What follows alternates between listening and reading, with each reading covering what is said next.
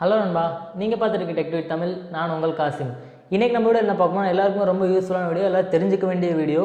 EVM electoral voting machine அது அப்படின்னா என்ன, அது எப்படி ஒர்க் ஆகுது, ஸோ இதை ஹேக் பண்ணலாமா, பண்ண முடியுமா, பாசிபிள் இருக்கா, ஏதாச்சும் பண்ணியிருக்காங்களா அப்படின்னு நிறைய இன்ட்ரெஸ்டிங்கான வீடியோஸை இந்த வீடியோவில் பார்க்க போகிறோம். நீங்கள் நம்ம சேனல் சப்ஸ்கிரைப் பண்ணலைன்னா கீழே இருக்கிற ரெட் கலர் சப்ஸ்கிரைப் பண்ண ப்ரெஸ் பண்ணி பக்கத்தில் இருக்கும் பெல் ஐக்கானை ப்ரெஸ் பண்ணிக்கோங்க. வாங்க வீடியோக்குள்ளார போகலாம். ஸோ ஆல்ரெடி ஒரு ஸ்டேட்டில் எலெக்ஷன் ஸ்டார்ட் ஆயிடுச்சு. நெக்ஸ்ட்டு நம்ம ஸ்டேட்டில் தமிழ்நாட்டில் நெக்ஸ்ட் வீக் 18 எலெக்ஷன் இருக்குது. ஸோ இப்படி இருக்கும்போது இந்த எலக்ட்ரல் ஓட்டிங் மிஷினை பற்றி தெரிஞ்சுக்க வேண்டியது ரொம்பவே முக்கியமான விஷயம். ஸோ இதை பற்றி தெரிஞ்சுக்கலாம். First EVM electoral voting machine அப்படின்னா என்னென்னு தெரிஞ்சுக்கலாம். ஸோ இது எல்லோரும் ஓட்டு போடுறதுக்காக வச்சுக்கிட்டு தான். இது இன்னும் கொஞ்சம் பின்னாடி போய் பார்த்தோம்னா, முன்னாடி எலக்ட்ரல் ஓட்டிங் மிஷின் இல்லாதப்போ எல்லோரும் எப்படி ஓட் பண்ணிட்டு இருந்தாங்க அப்படின்னா, எல்லோரும் அந்த பேப்பரில் சீட்டில் எழுதி ஒரு பாக்ஸ்குள்ளே போடுவாங்க, யாருக்கு ஓட்டு போடுறோன்னு சொல்லிட்டு. அந்த பாக்ஸை சீல் பண்ணி கொண்டு போயிடுவாங்க.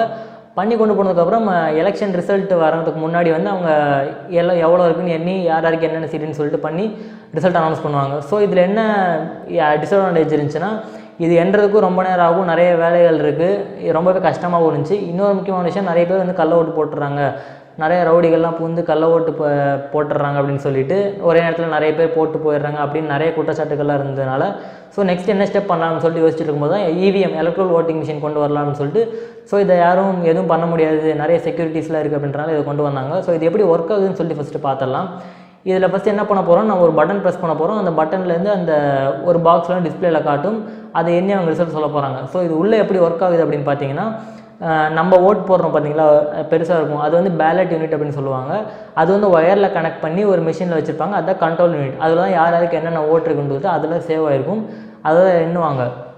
இந்த பேலட் யூனிட் பார்த்தீங்கன்னா, ஒரு இதில் 16 கட்சிகளோட சின்னம் இருக்கும், ஒரு இதில் 16 தான் வைக்க முடியும். இதை ஒயர் மூலிமா அந்த இதில் கண்ட்ரோல் யூனிட்டில் செலக்ட் பண்ணியிருப்பாங்க. அந்த டிஸ்பிளேயில் காட்டும், ரிசல்ட் காட்டும் பார்த்தீங்களா, அது கண்ட்ரோல் யூனிட் அப்படின்னு சொல்லுவாங்க. நெக்ஸ்ட்டு பார்க்கலாம். ஸோ இந்த பேலட் யூனிட்டில் ஒரு இதில் 16 இருக்கும். இந்த மாதிரி 4 கனெக்ட் பண்ணலாம்னா, சப்போஸ் நிறைய பேர் அங்கே போட்டிடுறாங்க அப்படின்னா 4 பேலட் யூனிட் ஒரு கண்ட்ரோல் யூனிட்டில் நம்ம கனெக்ட் பண்ணலாம் ஒரே நேரத்தில். ஸோ 64 கட்சிகளுக்கு ஓட்டு போகிற மாதிரி ஒரே நேரத்தில் பண்ணலாம்.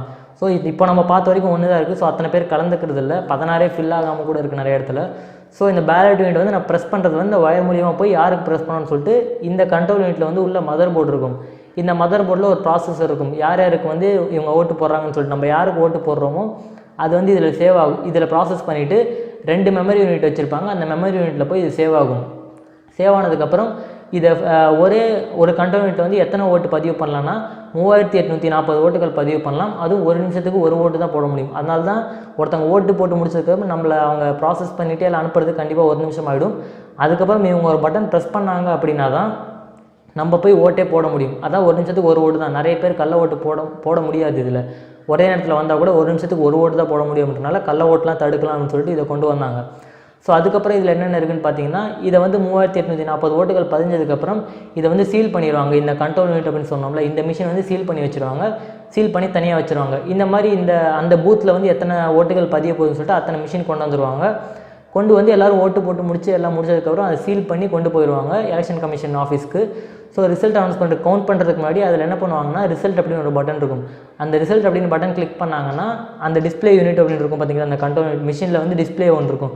ரிசல்ட் அப்படின்னு கிளிக் பண்ணாங்கன்னா யாருக்கு என்னென்ன ஓட்டு இருக்குது, எத்தனை ஓட்டு பதிஞ்சிருக்கு அப்படின்னு சொல்லிட்டு இந்த ரிசல்ட்டில் காட்டும். இதுதான் அது ஒர்க் ஆகிற இது. ஸோ இப்படி பண்ணிட்டதுனால நிறைய பாசிபிலிட்டிஸில் இது பழைய இது நிறைய அட்வான்டேஜ் இருக்குன்னு சொல்லி இதில் யூஸ் பண்ண ஆரம்பித்தாங்க. ஸோ இவ்வளோ நல்ல விஷயங்கள் இருந்தாலும் எவ்வளோ நல்ல விஷயம் இருக்கோ அதில் ஏதாச்சும் ஒரு கெட்ட விஷயமாச்சும் இருக்கும் அப்படின்னு, ஏதோ ஒரு ஹோல் இருக்கும் அப்படின்னு பார்த்தீங்களா. ஸோ இப்படி பார்க்கும்போது தான் இதை ஹேக் பண்ண முடியுமான்னு பார்த்துருக்காங்க. இதை ஹேக் பண்ணலான்னு சொல்லிட்டு ப்ரூவ் பண்ணியிருக்காங்க. 2 விதமாக ஹேக் பண்ணலாம் அப்படின்னு சொல்லியிருக்காங்க. இது எப்படி ஹேக் பண்ணலாம் அப்படின்னா, ஸோ எக்ஸாம்பிளுக்கு சொல்லணுன்னா, நிறைய நியூஸ் சேனல்ஸ்லாம் பார்த்துருப்பீங்க. ஓட்டு நடக்கும்போது சரி, ஓட்டு முடிஞ்சதுக்கப்புறமும் சரி, நிறைய பேர் நிறைய நியூஸ் சேனலில் சொல்லிகிட்டே இருப்பாங்க, இதை ஹேக் பண்ணிட்டாங்க, தப்பு பண்ணிட்டாங்க, இந்த மிஷினில் தப்பு இருக்குது, யாருக்கு ஓட்டு போட்டாலும் இவங்களுக்கு ஓட்டு போய் விழுகிற மாதிரி பண்ணியிருக்காங்க அப்படின்னு சொல்லி நிறைய குற்றச்சாட்டுகள் நான் கேள்விப்பட்டிருப்பீங்க. ஸோ அது பாசிபிளானு பார்த்தீங்கன்னா கண்டிப்பாக பாசிபிள் இருக்குது. இதில் என்ன பண்ணுறாங்கன்னா, இதில் 2 விதமாக ஹேக் பண்ணுறாங்க. ஒன்று டிஸ்பிளே வழியாக ஹேக் பண்ணுறாங்க. இந்த டிஸ்பிளே வழியாக எப்படி ஹேக் பண்ணுறாங்க அப்படின்னா, இவங்க டிஸ்பிளேவை கழட்டிட்டு அந்த ஒரிஜினல் டிஸ்பிளேவை கழட்டிட்டு இவங்க டிஸ்பிளே வச்சுருவாங்க. ஸோ இவங்க டிஸ்பிளே வச்சுட்டாங்கன்னா இவங்க என்ன காட்டணும்னு நினைக்கிறாங்களோ அதை ஈஸியாக காட்டிடலாம். ஸோ இன்னொரு விதமாக என்ன ஹேக் பண்ணுறாங்கன்னா, இதில் உள்ள ப்ராசஸர் மதர் போர்டு இருக்குன்னு பார்த்தீங்களா, அதில் ப்ளூடூத் வச்சுருவாங்க. அந்த ப்ளூடூத் வச்சுட்டாங்க அப்படின்னா, ஒரு தடவை ப்ளூடூத் செட் பண்ணிட்டாங்கன்னா போதும், அதுக்கப்புறம் எவ்வளோ ஓட்டு அந்த டிஸ்பிளேல காட்டணும்னு சொல்லிட்டு இவங்க இங்கேருந்து ஃபிக்ஸ் பண்ணலாம். இவங்க ஒரு மொபைல் மூலிமா அதை கண்ட்ரோல் பண்ணிகிட்டே இருக்கலாம். அவங்களுக்கு எவ்வளோ ஓட்டு போகணும்னு சொல்லிட்டு இவங்க ஒரு ஃபோன் மூலிமா கண்ட்ரோல் பண்ணலாம். கண்ட்ரோல் பண்ணாங்கன்னா அந்த உழுகிற ஓட்டு வந்து நார்மலாக விழுகும். இவங்க கண்ட்ரோல் பண்ணுற ஓட்டு வந்து அதை அழிச்சிட்டு இது போய் அதில் மெமரி யூனிட்டில் பதிஞ்சிடும். ஸோ அவங்க ரிசல்ட் பட்டன் அழுத்தினாங்கன்னா என்ன ஆகும், டிஸ்பிளே என்ன காட்டும், இவங்க புதுசாக மாற்றிருக்கிறது தானே காட்டும். ஸோ இந்த 2 விதமாக ஹேக் பண்ணலாம். இது எப்படி ஒரு நார்மல் பர்சனாக பண்ண முடியுமா அப்படின்னு பார்த்தீங்கன்னா, கொஞ்சம் எலக்ட்ரானிக்ஸ் தெரிஞ்சவங்க இருந்தாலே இது ஈஸியாக பண்ணிடலாம் அப்படின்னு சொல்கிறாங்க. ஆனால் இதுக்கு வந்து அந்த ஓட்டிங் மிஷின் வந்து அவங்க கைக்கு வேணும். இவங்க என்ன சொல்கிறாங்கன்னா, நாங்கள் சீல் பண்ணி வச்சுருவோம், அதுக்கப்புறம் அதை ஓப்பனே பண்ண மாட்டோம். எலெக்ஷன் கமிஷன்லேருந்து சொல்கிற இது என்னென்னா, நாங்கள் ஓட்டு முடிஞ்சக்கப்புறம் சீல் பண்ணி வச்சுருவோம், அதுக்கப்புறம் அது யார் கைக்கும் போகாது, ஓட்டு என்றப்போ மட்டும் தான் அதை ஓப்பன் பண்ணுவோம்னு சொல்கிறாங்க. பட் நிறைய லூப் ஹோல் இருக்கனால அது இடையில என்ன ஆகுதுன்னு சொல்லிட்டு நமக்கு தெரியாது, அதனால் ஹேக் பண்ணலாம் அப்படின்ற மாதிரி சொல்கிறாங்க. ஸோ எலெக்ஷன் கமிஷன் கொஞ்ச நாளுக்கு முன்னாடி என்ன பண்ணாங்கன்னா, டெல்லியிலேருந்து என்ன சொன்னாங்கன்னா, எலெக்ஷன் கமிஷன்லேருந்து ஸோ இது யாராலையும் ஹேக் பண்ண முடியாது, இதெல்லாம் விஷயம் தெரியறதுக்கு முன்னாடி என்ன சொன்னாங்கன்னா, இது யாராலையும் ஹேக் பண்ண முடியாது, முடிஞ்ச வந்து ஹேக் பண்ணி காட்டுங்க, உங்களுக்கு நாங்கள் மிஷின் தரோம், நீங்கள் முடிஞ்ச ஹேக் பண்ணி காட்டுங்க யாராச்சும் அப்படின்னு சொல்லிட்டு ஒரு நியூஸ் அனௌன்ஸ் பண்ணாங்க. அப்போது என்ன பண்ணாங்கன்னா, நம்ம ஆளுங்க சும்மா இருக்காமல் ரிசர்ச் டீம் என்ன பண்ணாங்கன்னா, கிளம்பி டெல்லிக்கு போனாங்க, நாங்கள் ஹேக் பண்ணி காட்டுறோம் அப்படின்னு சொல்லிட்டு. அப்போது டெல்லிக்கு போயிட்டு பண்ணும்போது என்ன சொன்னாங்கன்னா, அந்த மிஷின் அவங்க எலெக்ஷன் கமிஷன் வந்து அவங்களுக்கு மிஷின் கையில் கொடுத்துட்டாங்க, ஸோ நீங்கள் ஹேக் பண்ணி காட்டுங்க அப்படின்னு சொல்லிட்டு. அப்போ அவங்க மிஷினை வந்து ஓப்பன் பண்ணி பார்த்துருக்காங்க. அந்த மிஷினை ஓப்பன் பண்ணி பார்த்துட்டு ஸோ நம்ம நினச்சதை ஈஸியாகவே ஹேக் பண்ணலாம் அப்படின்னு ஒரு வார்த்தை தான் சொன்னாங்களே தவிர, எலெக்ஷன் கமிஷன் என்ன பண்ணாங்கன்னா, ஸோ இவங்க ஹேக் பண்ணிடுவாங்களோ, பண்ணால் நம்ம பேர் கெட்டு போயிடுன்னு சொல்லிட்டு அந்த ஓட்டர் மிஷினை வந்து வாங்கிட்டு நீங்கள் எதுவும் பண்ண வேணாம் கிளம்புங்க அப்படின்னு சொல்லிட்டு கிளம்ப சொல்லிட்டாங்க.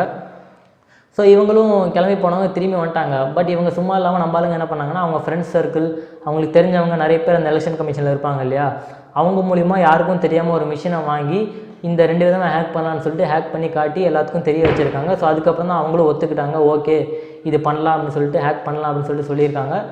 ஸோ அதுக்கப்புறம் தான் அவங்க நோட்டீஸ் பண்ணி விட்டுருக்காங்க, இந்த விதமாலாம் ஹேக் பண்ணலாம் அப்படின்னு சொல்லிட்டு அவங்களே நோட்டீஸ் விட்டுருந்தாங்க. ஸோ அவங்க ஒத்து போனதுக்கப்புறம் என்ன சொன்னாங்கன்னா, ஸோ இதை நாங்கள் ப்ரிவெண்ட் பண்ணுறதுக்கான ஸ்டெப்ஸ் வந்து எடுக்கணும் அப்படின்னு சொல்லிட்டாங்க. ஸோ அதுக்கப்புறம் விட்டாச்சு.